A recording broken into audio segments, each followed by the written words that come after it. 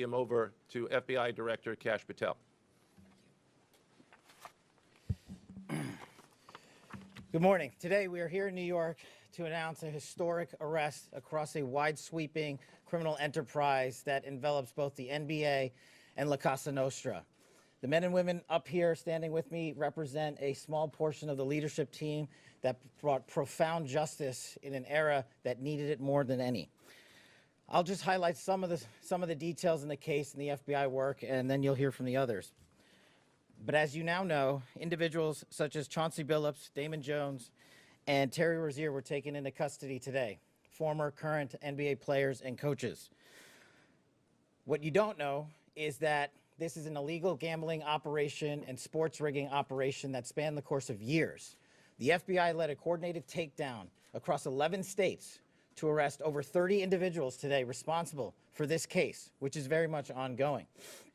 Not only did we crack into the fraud that these perpetrators committed on the grand stage of the NBA, but we also entered and executed a system of justice against La Cosa Nostra to include the Bonanno, Gambino, Genovese, and Lucchese crime families. And you'll hear more about those details today. The charges and the arrests that were taken down across this country range from wire fraud, money laundering, extortion, robbery, illegal gambling. This FBI will leave no room for any perpetrator of crime across this country. You hear a lot about our work of defending the homeland and crushing violent crime. Well, this work is also representative of a colossal portion of the FBI's mandate to keep America safe and to keep our entertainment industry fair and secure. The men and women that are standing up here today worked tireless hours, days, months, and years. And the fraud is mind-boggling. It's not hundreds of dollars. It's not thousands of dollars. It's not tens of thousands of dollars. It's not even millions of dollars. We're talking about tens of millions of dollars in fraud and theft and robbery across a multi-year investigation. And we could not have done it without our interagency partners that are before us today. The NYPD, HSI, and teams of law enforcement officials from around the country made this day possible. It takes a team to bring this kind of justice, sweeping justice, into the halls of the United States courtrooms, where our brave United States attorney has led this prosecution. It takes courageous prosecutors to stand before you and say, we will not allow this kind of illicit activity to happen, not only at the national sporting level, but also where it hides in La Cosa Nostra.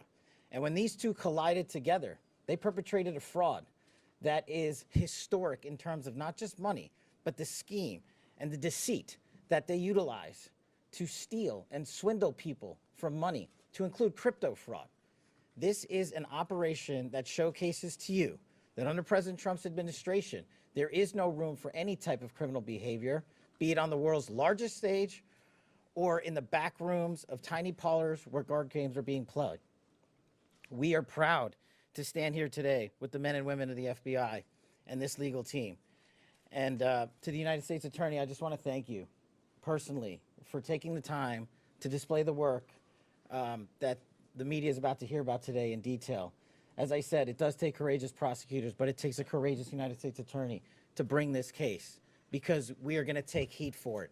But we don't shy away in this administration. We don't say no. What we do is we bring the results across the finish line. We bring them to the public. We bring you accountability. And yes, they will have their day in court, and you will hear the evidence through the court system exclusively. We will not deny anyone of due process. And that's the brilliance of this system. That's the brilliance of this administration. Everyone will be held to account.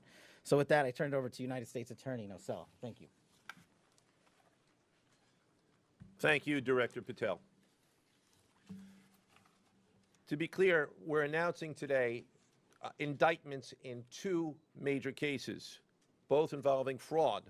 One involves sports betting, and the other involves illegal gambling, very specifically rigged poker games. The first indictment involves 6 defendants who are alleged to have participated in one of the most brazen sports corruption schemes since online sports betting became widely legalized in the United States. This scheme is an insider sports betting conspiracy that exploited confidential information about National Basketball Association athletes and teams. The second indictment involves 31 defendants alleged to have participated in a nationwide scheme to rig illegal poker games. These defendants, which include former professional athletes, used high-tech cheating technology to steal millions of dollars from victims in underground poker games that were secretly fixed. The games in the New York area were backed by the Bonanno, Gambino, and Genovese crime families of La Cosa Nostra. While the cases are separate, there are 3 overlapping defendants charged in both cases: Damon Jones, Eric Ernest, and Shane Hennon. The indictments in these cases contain only allegations, and the defendants are presumed innocent until they are proven guilty in a court of law. But my message to the defendants who've been rounded up today is this: your winning streak has ended. Your luck has run out. Violating the law is a losing proposition, and you can bet on that. First, I would like to talk about United States versus Ernest, the NBA basketball gambling case. The defendants in this case are Eric Ernest, Marvez Farley, Shane Hennon, De Niro Laster, Damon Jones, a former NBA player and coach, and Terry Rozier, a current NBA player. Other co-conspirators were previously charged for their roles in the scheme, including former NBA player Shawn Porter. Between December 2022 and March 2024, these defendants perpetrated a scheme to defraud by betting on inside, non-public information about NBA athletes and teams. The non-public information included when specific players would be sitting out future games, or when they would pull themselves out early for purported injuries or illnesses. They relied on corrupt individuals, including Jones and Rozier. They also misused information obtained through long-standing friendships that they had with NBA players and coaches. And in at least one instance, they got their information by threatening a current player, Porter, because of his pre-existing gambling debts. Defendants used this non-public information to place hundreds of thousands of dollars in fraudulent bets, mostly in the form of prop bets on individual player performance. The bets were placed through online sports books and also in person at casinos. The defendants relied on a network of straw bettors to place the maximum amount of bets to increase their potential profits. Most of these bets succeeded, and the intended losses were in the millions of dollars. The defendants then laundered their illegal winnings in various ways: peer-to-peer platforms, bank wires, and simple cash exchanges. The indictment details specific examples where the defendants profited from illegal gambling and illegal betting on various NBA games about the performance of players on, among other things, the Charlotte Hornets, the Portland Trail Blazers, the Los Angeles Lakers, and the Toronto Rangers. Each defendant in the NBA basketball gambling case has been charged with conspiracy to commit wire fraud and conspiracy to commit money laundering. Now, I would like to turn to the other case, United States versus Aiello, the rigged poker game case. Beginning as early as 2019, the defendants in this case orchestrated a scheme to use wireless cheating technology to run rigged poker games across the United States, including in the Hamptons, Las Vegas, Miami, and Manhattan.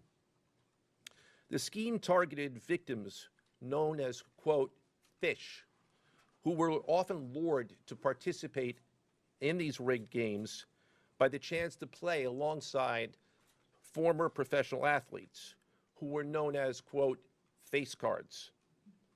The so-called face cards included the defendant Chauncey Billups, who at the time of the scheme was a former NBA player and is currently the head coach of the Portland Trail Blazers, and also Damon Jones, a former NBA player and coach. What the victims, the fish, didn't know is that everybody else at the poker game, from the dealer to the players, including the face cards, were in on the scam. Once the game was underway, the defendants fleeced the victims out of tens or hundreds of thousands of dollars per game.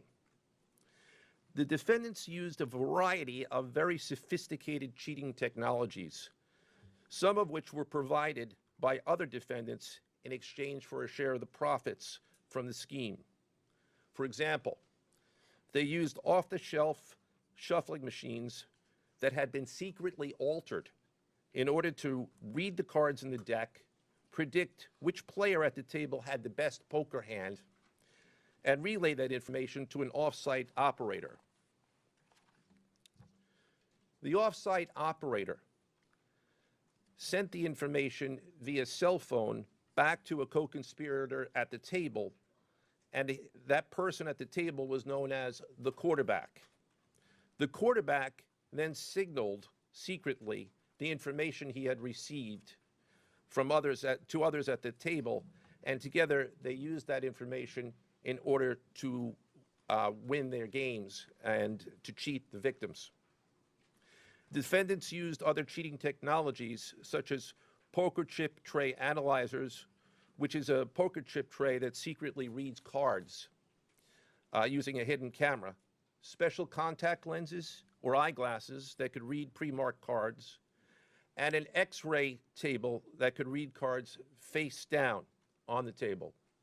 What you see depicted on the screen right now is an example of the X-ray table that reveals the cards. Although they are face down on the table, they can be read because of the X-ray technology. The Mafia, specifically members and associates of the Bonanno, Gambino, and Genovese organized crime families, had pre-existing control over non-rigged, illegal poker games around New York City. As a result, they also became involved in the rigged poker games, helping to organize the games and taking a cut of the proceedings, and working to enforce the collection of debts. The defendants laundered their proceeds, including through cash exchanges, the use of multiple shell companies, and through cryptocurrency transfers. As part of the scheme, some of the defendants and their co-conspirators also committed acts of violence, including the gunpoint robbery of a person in order to obtain a rigged shuffling machine, and extortions that were perpetrated against victims in order to ensure that they repaid their gambling debts. Defendants who participated in the rigged poker scheme are charged with wire fraud conspiracy. Other defendants have been charged with crimes including illegal gambling, money laundering, Hobbs Act robbery, and extortions. This case demonstrates our office's unrelenting commitment to fighting the scourge of organized crime in whatever form it takes. I'd like to conclude my remarks by thanking the incredible hard work of our law enforcement partners, including the FBI, Homeland Security, the NYPD, and the Waterfront Commission. I also want to thank the dedicated prosecutors who built these two cases and who are standing to my right. Benjamin Weintraub, David Bourbon, Caitlin Farrell, Michael Gibaldi, Irisa Chen, and Sean Sherman. They had the assistance of paralegal specialists Liam McNett, John Schneider, Marlene Bosler. Also deserving of our thanks because of their outstanding investigative work on the NBA case are FBI Special Agents Russell Lantier, Dominic Mariani, Amy Giaroso, Shane Wilkins, and Supervisory Special Agent Luke Hardison. On the rigged poker game scheme, outstanding work was performed by FBI Special Agents Thomas Cribbin, Jeff Boriola, Jonathan Corona, Alexander Silverman, Amy Campanaro, and Supervisory Special Agent Michael Malahy, as well as NYPD Task Officer James McCullough, and from Homeland Security, Supervisory Special Agent Charles Freund and from the Waterfront Commission, Detective Paul Shimborski. Finally, I want to note that the investigations in both cases are ongoing, and we encourage anyone with information about either scheme to please contact the FBI. Now I would like to turn the podium over to Special Agent in charge of the New York Field Office, I should say the Assistant Director in charge of the New York Field Office of the FBI, Christopher Rea. Chris?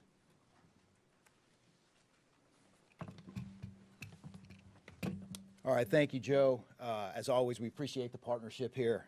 Can't do any of this without you and your team, so thank you. Also want to publicly thank the director for coming down from D.C. The director's a very busy person, and for him to come down should tell you the importance of this historic case.